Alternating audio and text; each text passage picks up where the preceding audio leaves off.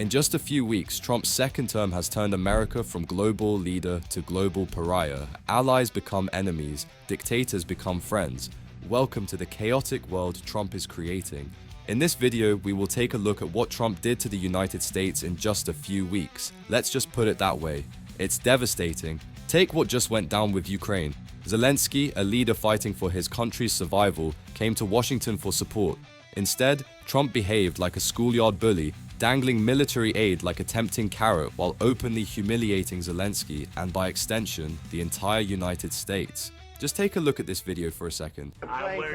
You're gambling with the lives of millions of people. You're gambling with World War III. You're gambling with World War III. And what you're doing is very disrespectful to the country, this country. That's back to you. Far more than a lot of people said they should have. Now, skip back 20 seconds, close your eyes and listen to it again. Would you expect this kind of behavior from the president of the strongest economy in the world, or more from that kid in middle school that bullies everyone? This isn't a one-time thing, it's a pattern. From Canada to Germany, Mexico to South Korea, Trump's been burning bridges faster than a pyromaniac with a gas can. So, what's the deal? How and why is the so-called leader of the free world turning the entire world against America? And what does it mean for America's future? Buckle up, because we're about to break it all down. And trust me, it's not pretty.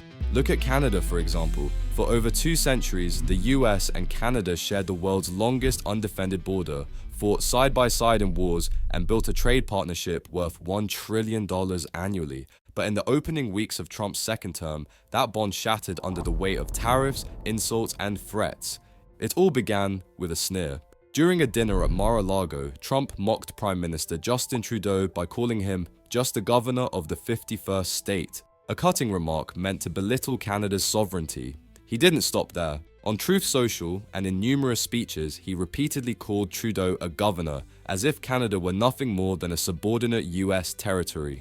And just recently, in March 2025, he imposed 25% tariffs on most Canadian imports, including steel, lumber, and automotive goods, falsely claiming Canada had failed to curb the flow of drugs into the US. The move blindsided Ottawa, which had spent years collaborating with US agencies on border security. But Trump wasn't done. In a meeting, he threatened to reclaim the Panama Canal, a vital trade route Canada relies on. Leaked notes revealed Trump quipping, "We built it, didn't we? Maybe we'll take it back as payment."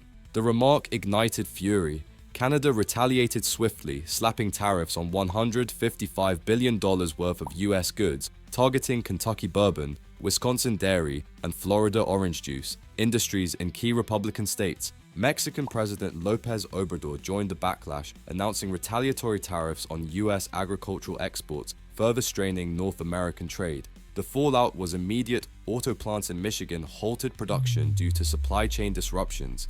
US dairy farmers faced bankruptcy as Canadian markets closed. Trudeau's approval ratings surged 12% overnight as Canadians rallied against perceived bullying. But the deepest wound was symbolic. For the first time, a majority of Canadians said they viewed the US as a hostile nation in polls. Ironically, Trump's attacks backfired. His insults turned Trudeau, a leader struggling with low approval, into a nationalist hero overnight.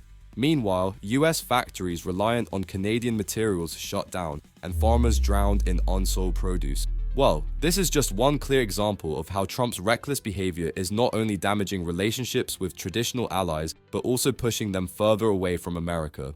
Now let's look at Europe. For over 75 years, the US and Europe stood as pillars of the Western alliance, united through NATO and shared democratic values.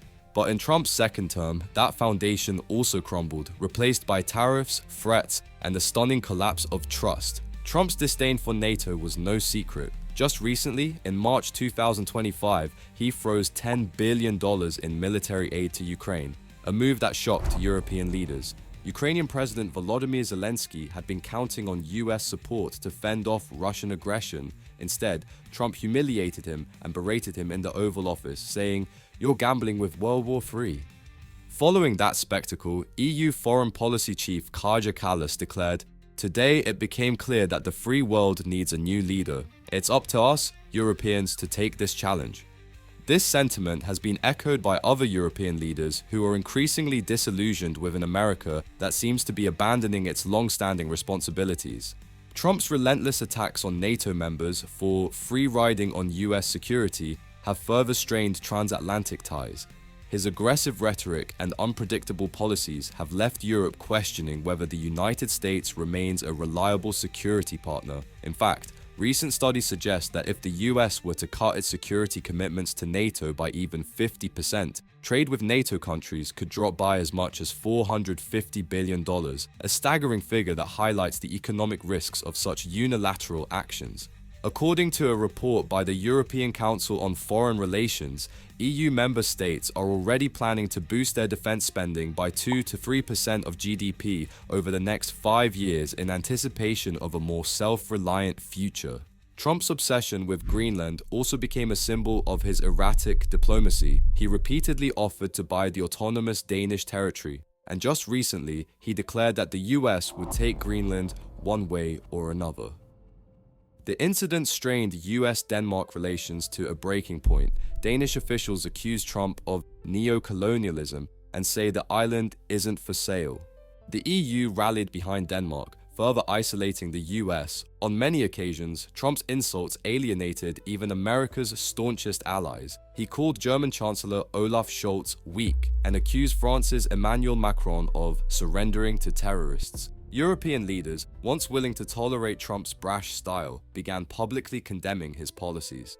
All these factors together are not just eroding trust, they're setting the stage for a fundamental realignment in global power dynamics, where Europe no longer looks to the US as its steadfast leader. Instead, European nations are preparing to forge their own path, ensuring that their security and economic interests are protected in a world where American leadership is increasingly unpredictable. Well, after that explosive spat in the Oval Office, Ukraine has become the epicenter of a major diplomatic fallout. For 3 years, Ukraine had relied on US military aid to fend off Russia's invasion, but now that lifeline was abruptly severed. Days before a critical Oval Office meeting, Trump froze $10 billion in military assistance, calling it bad business. When Ukrainian President Volodymyr Zelensky arrived in Washington to plead for support, he walked into a diplomatic ambush. Vice President J.D. Vance piled on, accusing Zelensky of ingratitude. "You should be thanking us." The meeting, intended to finalize a rare earth minerals deal, collapsed into a shouting match. Trump dismissed Zelensky's appeals for weapons as gambling with World War III and ordered his delegation to leave. The humiliation was broadcast globally when Zelensky, visibly shaken, told Fox News afterward, "It was not good, but we still need America." But Western allies didn't stand by silently. Leaders across Europe and beyond rallied around Zelensky, sharply criticizing Trump's treatment of the Ukrainian president. UK Prime Minister Keir Starmer, after a tense meeting with Trump, reaffirmed unwavering support for Ukraine, stressing that a lasting peace must be built on Ukraine's sovereignty. European figures like French President Macron and German Chancellor Olaf Scholz echoed these sentiments, with Macron stating, "There is an aggressor, which is Russia, and an attacked people, which is Ukraine." Even NATO allies from the Five Eyes network, along with Canada, Australia, and New Zealand, quickly voiced their backing for Ukraine, condemning the president's actions as a betrayal of democratic values and international law. The consequences were immediate and severe. A crucial mineral deal between Ukraine and the US was abruptly cancelled, leaving Kiev without key economic and military support at a critical time. This move, combined with Trump's constant rhetoric that minimized Ukraine's strategic importance, signaled to the world that America was no longer the reliable ally it once was. Instead, Western nations are now banding together, organizing summits and discussions on how best to support Kyiv and maintain security in the face of Russian aggression. America, once the arsenal of democracy, had abandoned its allies and handed Putin his greatest victory. And Trump's erratic behavior doesn't stop at Ukraine. It extends to his approach in the Middle East, particularly in Gaza. While he boasts about the Abraham Accords as a major diplomatic win, his record on Gaza tells a very different story. Instead of offering balanced leadership that addresses both Israeli security and Palestinian suffering, Trump has consistently ignored the humanitarian crisis in Gaza. millions of Palestinians continue to live under dire conditions, with homes reduced to rubble and communities caught in the crossfire of relentless conflict. Yet, Trump's administration has focused almost exclusively on advancing deals that benefit Israel, conveniently leaving out any meaningful support or aid for Gaza. China, however, played the long game. When Trump slapped 10% tariffs on Chinese goods, Beijing responded with surgical precision. Tariffs targeting bourbon from Mitch McConnell's Kentucky and semiconductors from swing states like Arizona. Behind the scenes, Chinese officials quietly redirected factories to Vietnam and Malaysia, dodging US tariffs altogether. The result? A 15% spike in the US-China trade deficit by mid-2025. A stark rebuke to Trump's America First promises. Well, Trump's America First crusade didn't just alienate allies, it backfired spectacularly at home. While he boasted about beautiful tariffs reviving US industry, everyday Americans pay the price. In Iowa, farmers watched soybeans rot in silos as Mexican tariffs choked off exports. In Ohio, auto plants shuttered as Trump's trade war with China pushed factories to Vietnam, not the Rust Belt. But nothing symbolized the self-inflicted crisis more than the eggflation disaster. Trump had vowed to slash egg prices, blaming Biden for a crisis caused by avian flu outbreaks. But can you guess who is the winner in this whole situation? The real winners are dictators. Trump's unpredictable, chaotic policies are not just harming America's reputation, they're also handing a free pass to autocrats like Putin, Xi Jinping, and Kim Jong-un. By acting on impulse rather than sticking to a consistent, principled approach, Trump has weakened the very alliances and deterrence mechanisms that have long kept these dictators in check. Take Russia as an example. Trump's tendency to downplay Ukraine's security concerns and even echo some of Putin's talking points has effectively given Vladimir Putin room to maneuver. With Trump's inconsistent stance, Putin finds it easier to justify his aggressive actions, such as continuing his territorial ambitions in Ukraine. When the US appears divided and unpredictable, Putin's moves seem less risky, and his assertive posture in Eastern Europe gains momentum without the strong counterbalance that a united, reliable American policy might provide.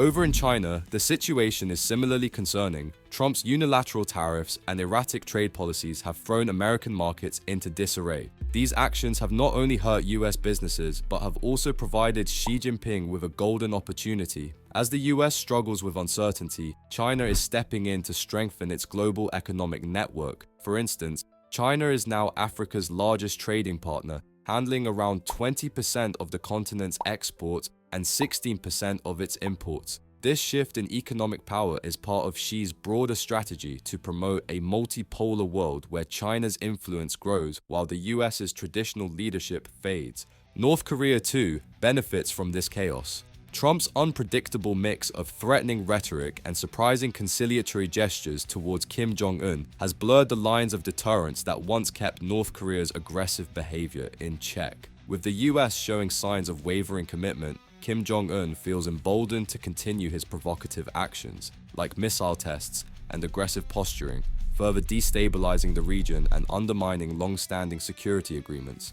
Instead of a reliable superpower, the US now appears fragmented and unpredictable. This not only damages trust among traditional allies, but also creates a power vacuum that dictators are all too happy to fill. The end result is a world where autocrats can act with less fear of retaliation, reshaping global dynamics in their favor while America's influence steadily erodes. So we're left with one burning question: when the world moves on without America, who wins? Tell us your opinion in the comments below. Talking about winning, the armies of two other huge countries, China and India, are currently fighting each other with sticks. Sounds unbelievable, right? If you want to know why, click here. And don't forget to subscribe and like, because love him or hate him, Trump's rewriting the rules of power, and it will definitely not be my last video about this topic. See you next time.